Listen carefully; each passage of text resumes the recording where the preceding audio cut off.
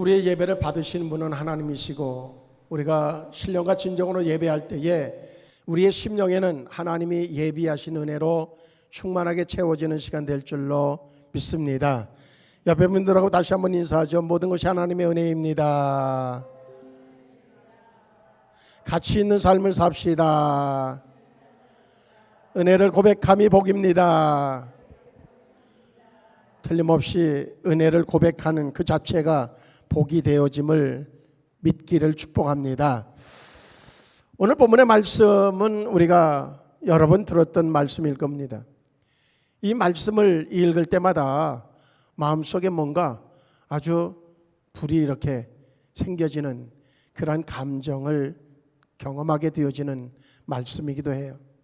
오늘 본문의 말씀을 이제 쉬운 성경으로 제가 한번 다시 봉독해 드리도록 할게요. 쉬운 성경으로는 이렇게 기록되어 있습니다. 바울이 밀레도에서 에베소로 사람을 보내어 교회 장로들을 불렀습니다. 장로들이 오자 바울은 그들에게 이렇게 말했습니다.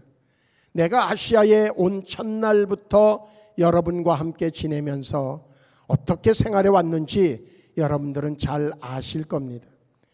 그동안 나는 유대인들이 지어낸 모함으로 몹시 고통을 당했습니다.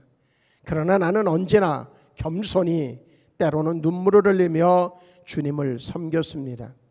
나는 여러분에게 유익이 되는 것이라면 무엇이든 주저하지 않고 전파하였습니다. 나는 그것을 공중 앞에서나 여러분의 집에서 여러분을 가르쳤습니다. 유대인들과 그리스인들 모두에게 회개하고 하나님께 돌아올 것과 우리 주 예수님을 믿으라고 선포했습니다. 그러나 이제 나는 성령의 명령에 따라 예루살렘으로 갑니다. 그곳에서 내게 무슨 일이 닥칠지 나는 알지 못합니다. 다만 내가 아는 것은 어느 도시에 가든지 감옥과 환난이 나를 기다리고 있다고 성령께서 내게 경고해 주셨다는 사실뿐입니다.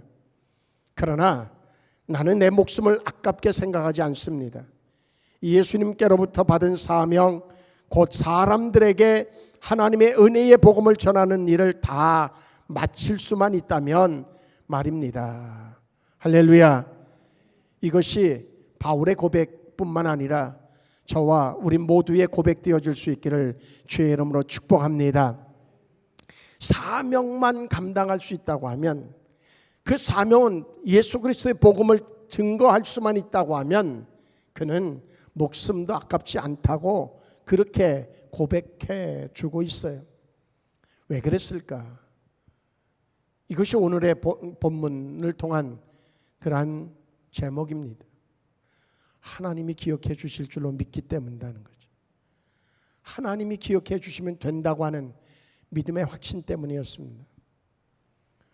우리도 사람에게 충성하는 때도 역시 그 사람이 내가 정말 진심을 다해서 담아서 충성한다고 하는 사실을 인식하고 또한 인정해 준다고 하면 그것 때문에 충성하는 경우가 대부분이죠. 그런데 그것이 역전되어져서 그렇게 기억해 줄 줄 알았는데 그것이 아닌 이용만 했다라고 생각되어지면 그건 배신이라고 표현을 하지만 배신이 아니죠. 정신 차린 게 되어질 수 있어요. 그런데 사람에게 충성할 땐 우리는 그 사람 자체가 불완전성을 가진 존재거든요. 그러니까 때때로 실망과 좌절 속에 빠질 수 있는 가능성이 높아지는 거죠.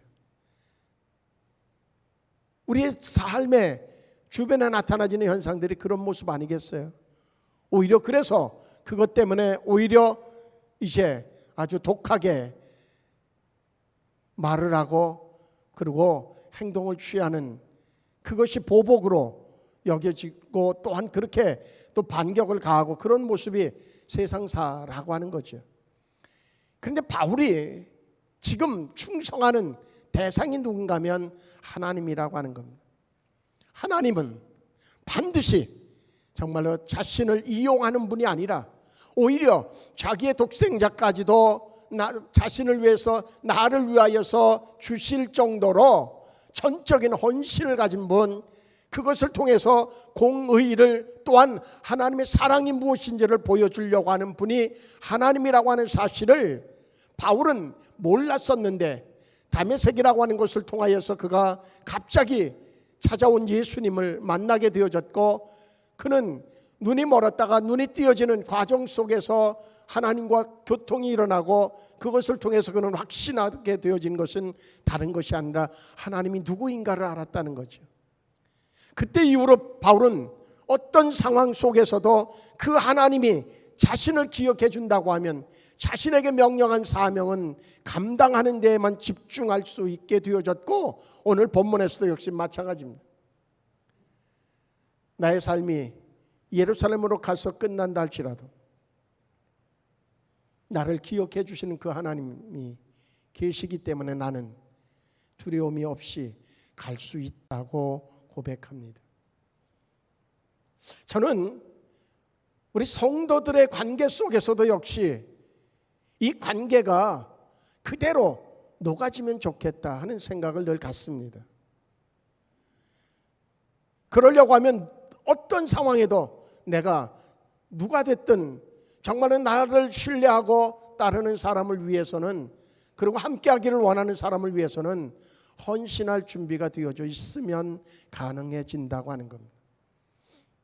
나의 이익을 위하여서 이용하려고 하는 이용물로 생각하지 말고, 우리는 믿음 안에서 형제되어진 우리에게 지난 저희 금요철야부터 끊임없이 강조하고 있는, 마가복음을 통하여서 강조하고 있는 내용이 바로 그런 내용 중에 하나이기도 합니다. 분명한 건 우리는 하나님의 기억하심, 그것을 우리가 신뢰한다고 하면 우리는 그 어느 것이라도 감당하려고 하는 마음의 결단이 우리에게 필요할 줄로 믿습니다. 어느 선교사님이 이제 온 가족을 데리고 함께 선교지 아프리카 지역의 선교를 위해서 아프리카로 가셨어요.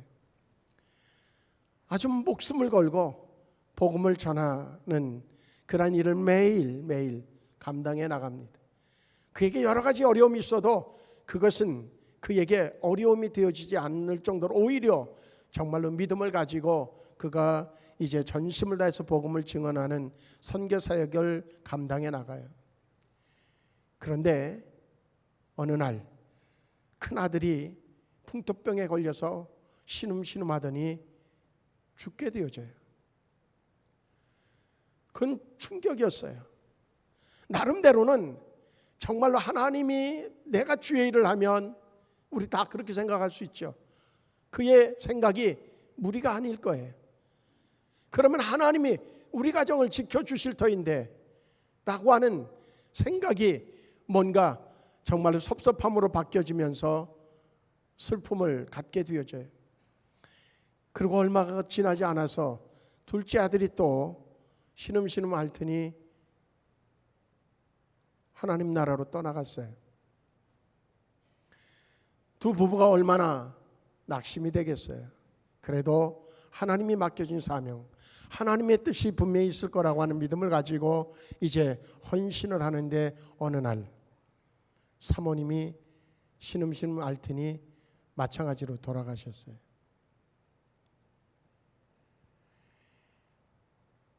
정말로 절망이죠. 그래서 이제 그가 하던 사역을 1차 정리하고, 그리고서 고국으로 귀국하는 배를 타게 되어져요. 미국행 배를 타고 이제 갔다가 미국에 도착을 했는데 부둣가에 많은 사람들이 나와 있는 거예요. 누군가를 환영하기 위해서 아주 사람들이 꽉 차 있어요. 그런데 그때서 아는 게 뭔가 하면, 자기가 타고 가는 배에 대통령이 타고 있었다고 하는 사실을 그때서야 알아요.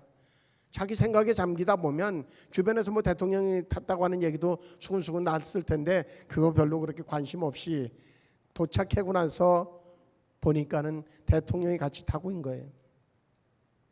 선교사님이 그 장면을 이렇게 보면서 하나님 앞에 서운함이 생겼어요. 그래서 원망하여서 하나님 앞에 이렇게 불평합니다. 하나님, 너무하시는 거 아닙니까? 저는 복음을 위해서 모든 것을 이제 잃었고 이제 정말 내 마음을 추스릴 수 없어서 이렇게 초라한 모습으로 고국 땅을 밟는데,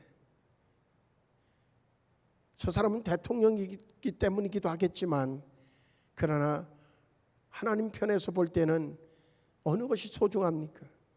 그런데 저 사람을 위해서는 지금 저렇게 꽉 메우는 관중들이 저 사람의 도착을 지금 기다리고, 그리고 레드카펫 깔고 그래서 기다리고 있습니다. 꽃다발을 들고. 그런데 나는 뭡니까? 그때 그의 마음속에 전달되어지는 감동의 음성이 있었어요. 너의 식구는 천국에서 대통령의 환영식보다 더 좋은 환영식을 받았다. 그리고 너의 환영식은 아직 남아있단다.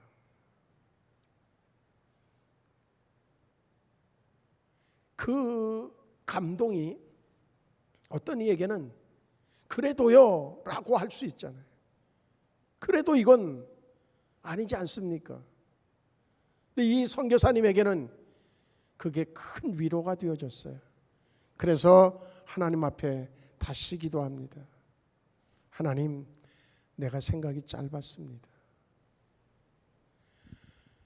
내 아들 둘도 내 아내도 다른 일을 하다가 아니라 주님을 위하여서 목숨을 걸고 선교하다가 순교했고, 그것이 하나님 나라에서는 가장 귀한 일이었었고, 그렇게 해서 하나님께서 환영하시고, 지금 나에게도 기대하는 것이 하나님의 영광을 위한 사명을 감당하고, 그럴 때에 하나님께서 환영할 준비를 하고 계시다고 하는 사실을 내가 잠깐 잊었습니다. 그리고 그 길로 다시 보따리를 싸가지고 아프리카로 되돌아갔다는 겁니다. 그리고 그곳에서 자기 뼈를 묻었다고 하는 이야기예요. 실제적인 이야기입니다. 우리는 때때로 어떤 무력감에 빠질 수 있습니다. 내가 이렇게 한들 누가 알아주겠어 라고 하는,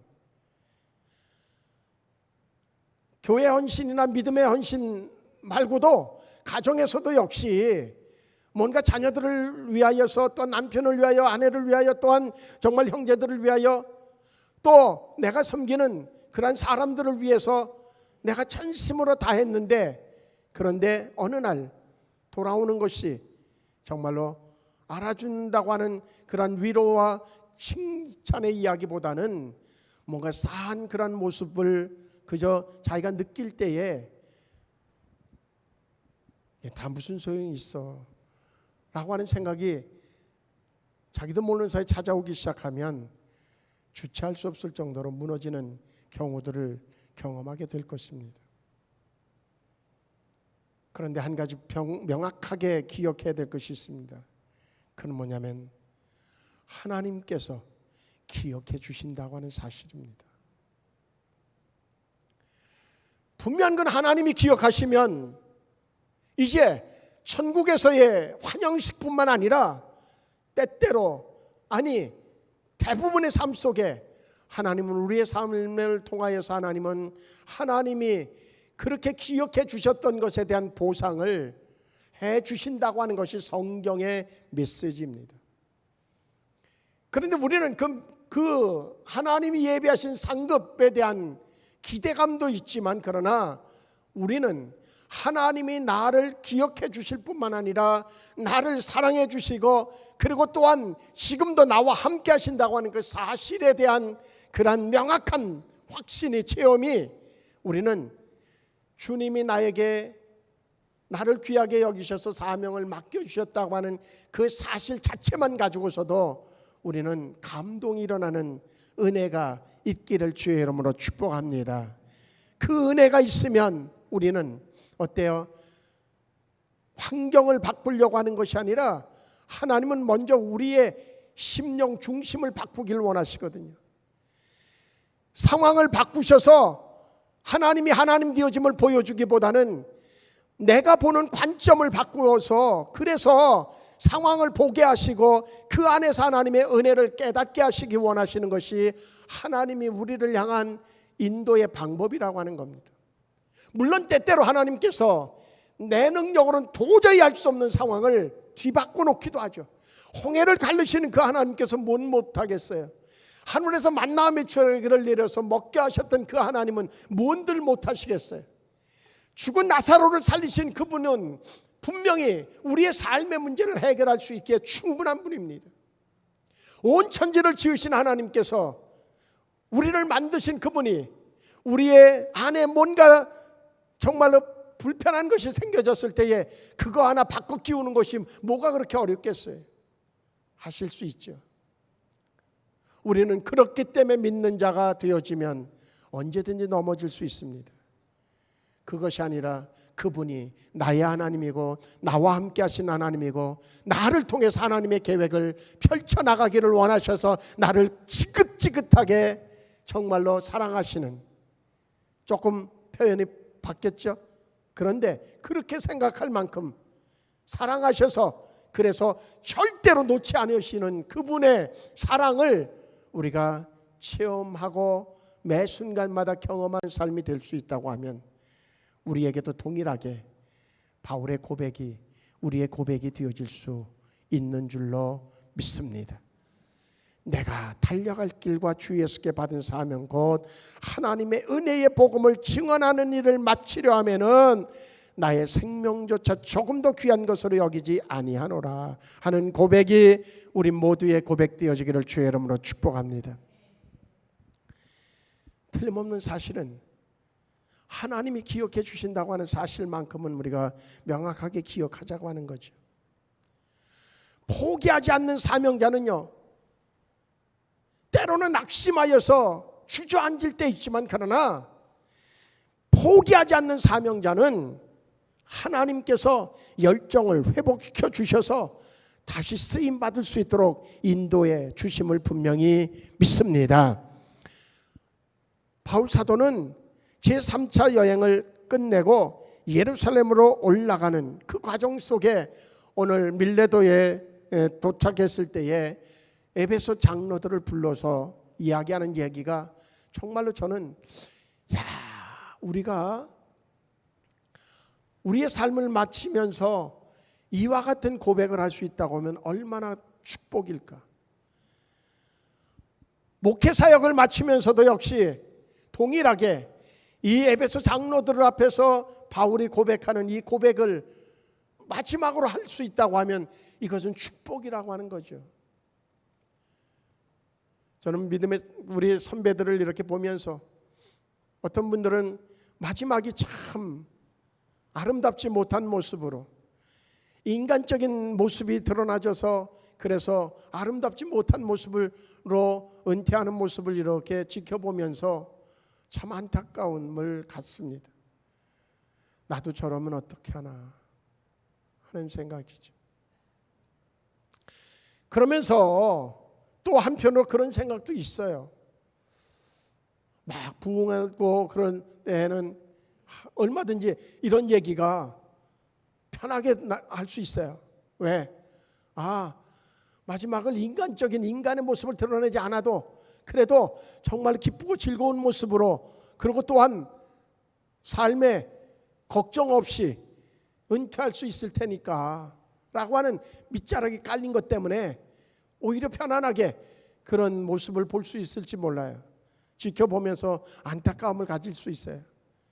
그런데 그렇지 못한 주변에 보면 정말로 마지막에 아무것도 없이 그렇게 빈손으로 왔다 빈손으로 가는 것까지는 괜찮지만은 삶의 여정이 남아있는데 그런 모습으로 은퇴하는 분들을 이렇게 지켜보면서 나도 동일한 그런 모습이 되어졌을 때에 저분처럼 저렇게 모든 것들이 하나님의 은혜였고 하나님의 인도하심이 있고 하나님께서 인도해 주실 줄로 믿는다고 하는 그 고백 하나를 남겨놓고 떠날 수 있을까 하는 겁니다. 그래서 오늘 바울이 이 에베소 장로들을 보면서 하는 이야기가 가슴에 와닿는 거예요. 그들에게 자신 있게 얘기합니다. 내가 에베소에 처음 시작할 때부터 이제 첫날부터 지금까지 항상 여러분 가운데서 어떻게 행했는지를 여러분들은 아시는 바입니다.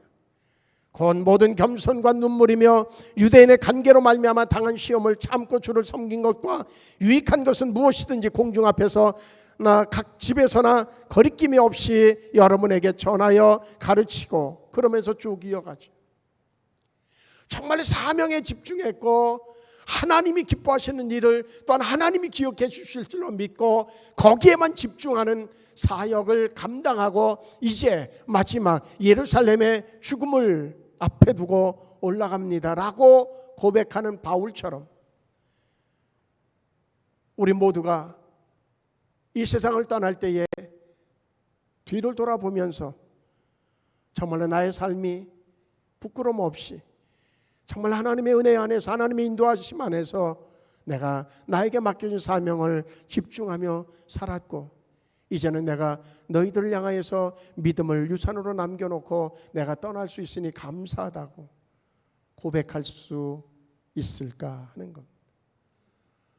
고백할 수 있기를 축복합니다.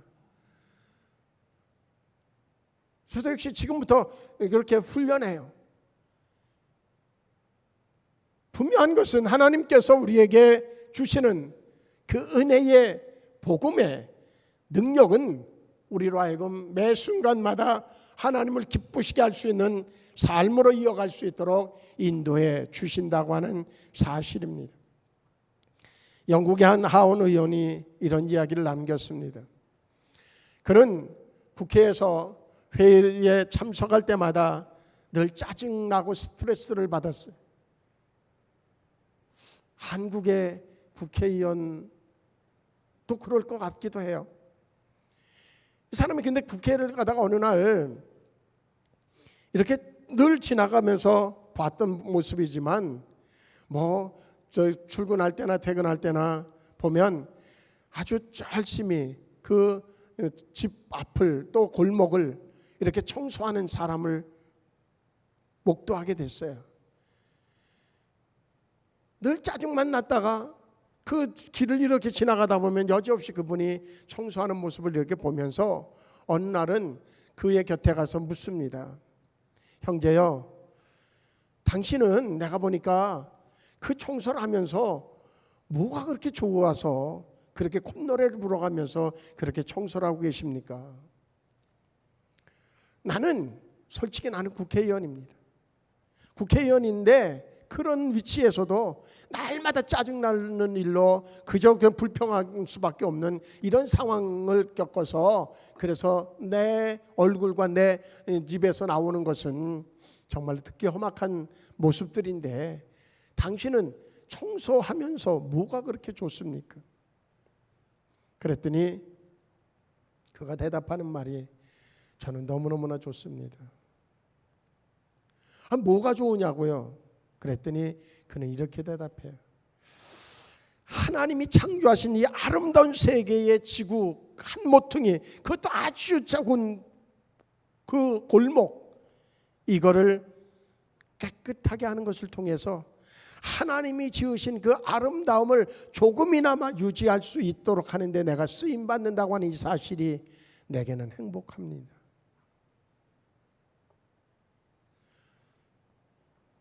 그 국회의원은 충격을 받았다고 그래요.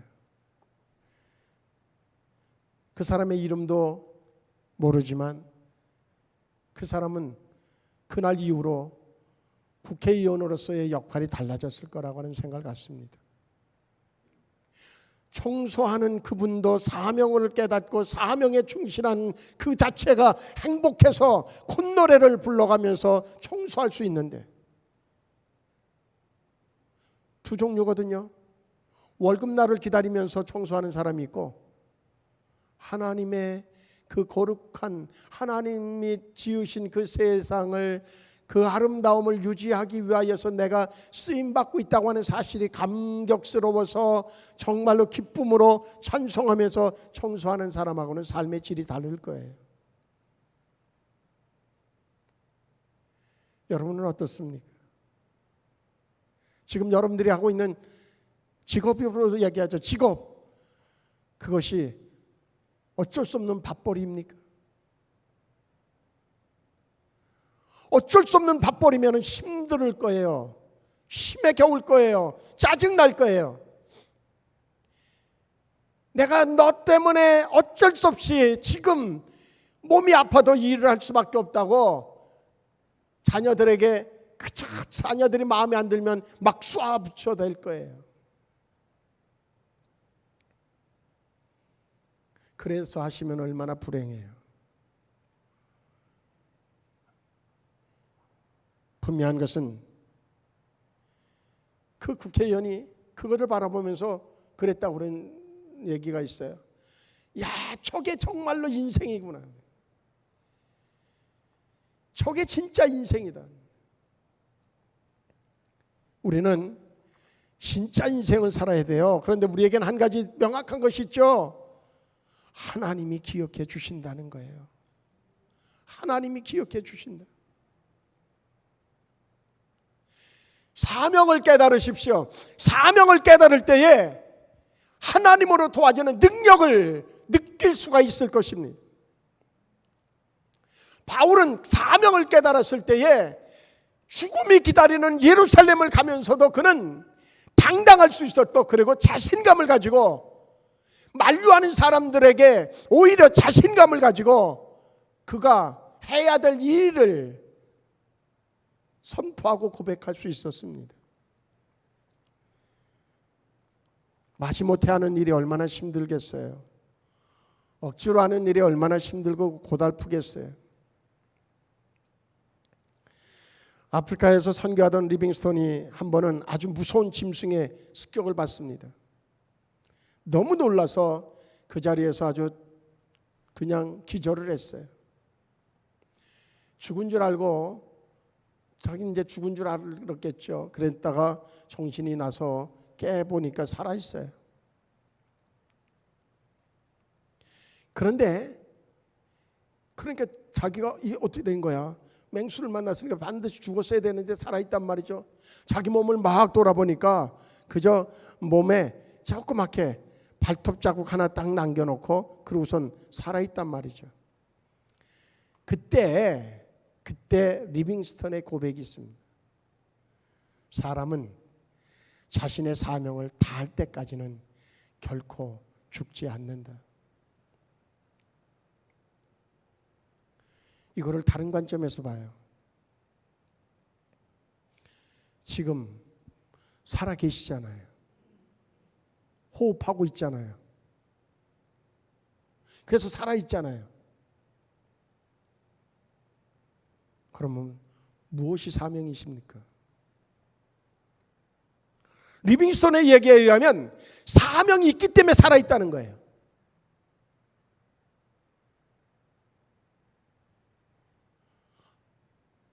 하나님의 관점에서 두 가지라고 여겨집니다. 지금 사명을 못 깨달았어요. 그런데 사명이 있어요. 있는데 사명을 못 깨달았을 뿐이에요. 그러니까 하나님이 기다려주시는 거예요. 그래서 살려주시는 거예요. 그런데 마지막까지 사명을 깨닫지 못하면 안 되겠다, 데려가시겠죠? 그렇게 해서 가시겠습니까? 아니면 사명을 깨달았는데 그 사명을 감당하는 그것 때문에 하나님이 생명을 살려주신다고 하면 그건 복된 삶이 아닐까요?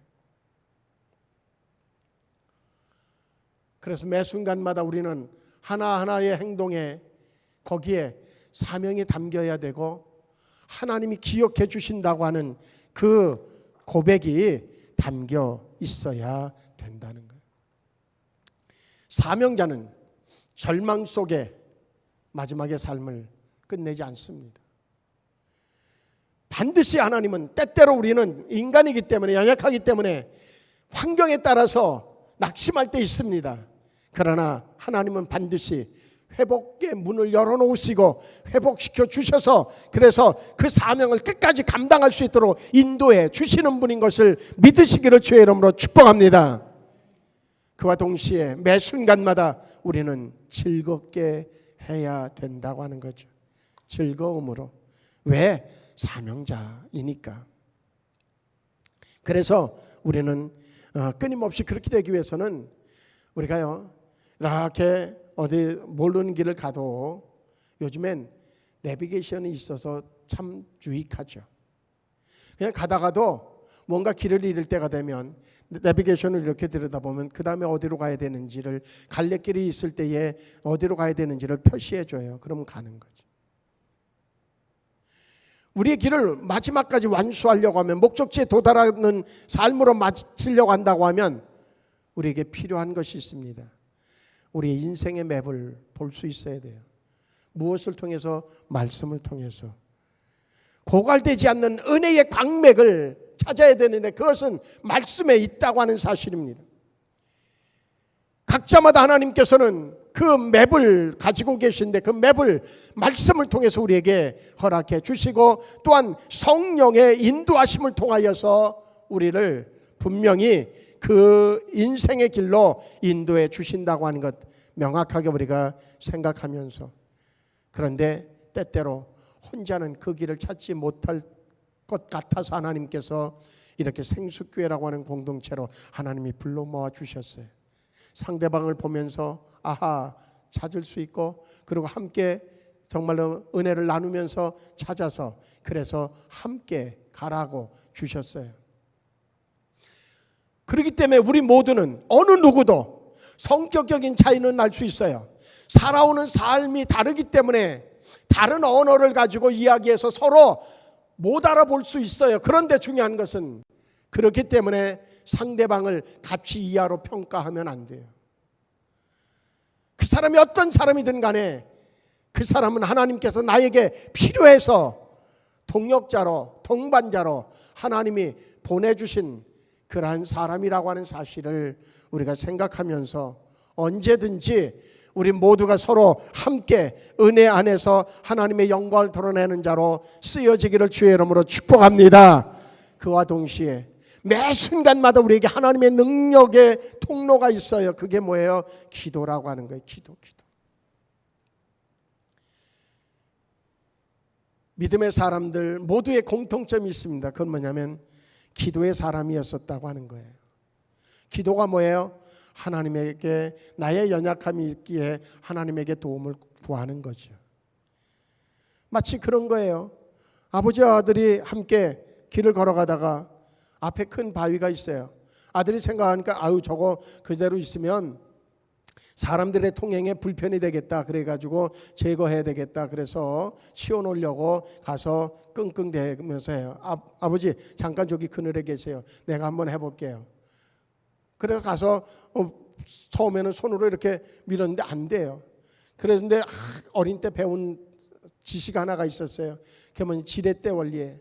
그래서 나무떼기 하나가 구해가지고 지렛대 가지고선 탁 해서 탁 하는데 그래도 안 돼요. 너무 컸던 거예요. 땀만 흘려가면서 막 그러다가 그냥 주저앉아 있어요. 그때 아빠가 와서 얘기하죠. 안 되냐? 예, 안 돼요. 될 줄 알았는데 안 돼요. 그래? 그럼 아빠가 해줄게. 근데 손쉽게 번쩍 들더니 옮겨놓는단 말이죠. 이게 기도인 거예요. 이 아이가 못한 게 있어요. 아빠 도와주세요. 아빠 도와주세요. 그 한마디면 해결될 수 있었어요. 그런데 그 한마디를 안 하고 끝까지 무슨 고집이 그렇게 센지 자기 혼자 하려고 막 하다가 결국은 포기하고 주저앉아 있단 말이죠. 아빠가 이렇게 보면서 언제까지 하나 보자. 그리고 지켜보고 있는 분들이 여기도 몇 분 계실지 몰라요. 아빠가 보면서 야, 너 고집 되게 세다. 야, 그 정도 했는데도 그래? 너 고집 진짜 세구나. 내 아들이지만 내 딸이지만 야, 고집 세다. 그러면서도 그냥 지켜보고 계신 분들이 계시다고 하면 지금이라도 고집은 꺾으십시오. 그 고집 전혀 필요치 않아요. 아빠 도와주세요.